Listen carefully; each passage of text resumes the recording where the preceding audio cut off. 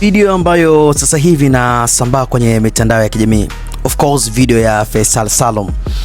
Watu wengi wamekuwa wakiunganisha na kuibainisha kwamba Faisal amesajiliwa Simba. Kutokana na video inaonekana Faisal akitoka uwanjani amevaa jezi ya Simba. Sasa hivi imekuwa kwake ni gumzo baada ya kukaa kimya kwa muda mrefu, lakini pia hakujapatikana zile taarifa maalum ambazo zinaonyesha Faisal amesajiliwa timu fulani.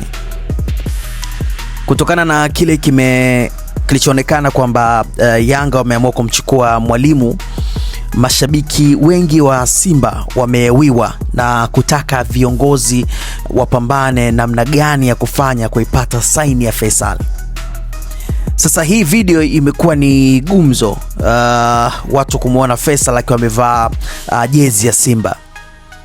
Hii video ni video ya nyuma kidogo. Ilikuwa mechi inapigwa kati ya Azam na Simba, na baada ya hapo, baada ya mechi kuisha, ndipo ambapo wachezaji wana mtindo wa kubadilishana jezi. Kwa hiyo baada ya kubadilishana jezi, Faisal alibadilishana jezi na mchezaji wa Simba. Kwenye kutoka sasa, mashabiki wengi wa Simba kwa wanasema unapendeza na uzi, tunataka siku moja unaichezea klabu ya Simba. Hayo ni maneno ya mashabiki ambao walikuwepo pale uwanjani. Kwa hiyo watu wamekuwa wakiunganisha hii video na kile ambacho kinaendelea sasa hivi kwenye mitandao ya kijamii kwamba Faisal Salum amesainiwa Simba Sports.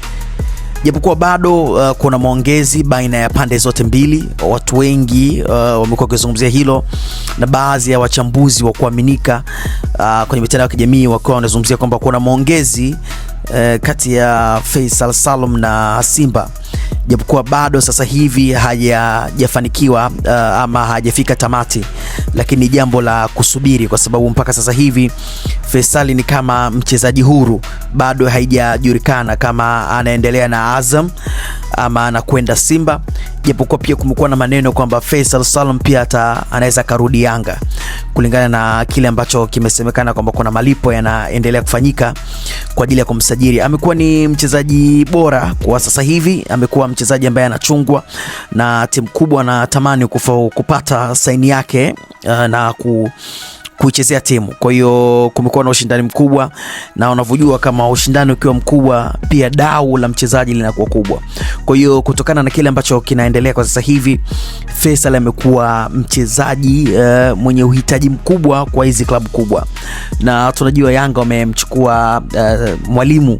Kwa hiyo watu wanataka kufanya comeback, kwa maana wanaamini wakimchukua Faisal Salum Toto watafanikisha yale ambayo wanayawazia. Sasa hivi Afrika mpira umekuwa mkubwa sana, na uzuri pia tumekuwa moja kati ya nchi ambayo pia tunaweza kutoa wachezaji wazuri. Kwa hiyo hii video haihusiani na usajili wowote wa Faisal Salum Toto kwamba anakwenda Simba, japokuwa kuna maongezi kati ya viongozi wa Simba na uongozi wa Faisal kama inawezekana kumsajili msimu unaokuja akachezea klabu ya Simba. Kwa hiyo mashabiki, punguzeni jazba kidogo, bado jambo liko mezani linasukwa, na kama atasajiliwa basi tutaleta hapa pia kwa juza kwamba hili jambo tayari lishapitishwa.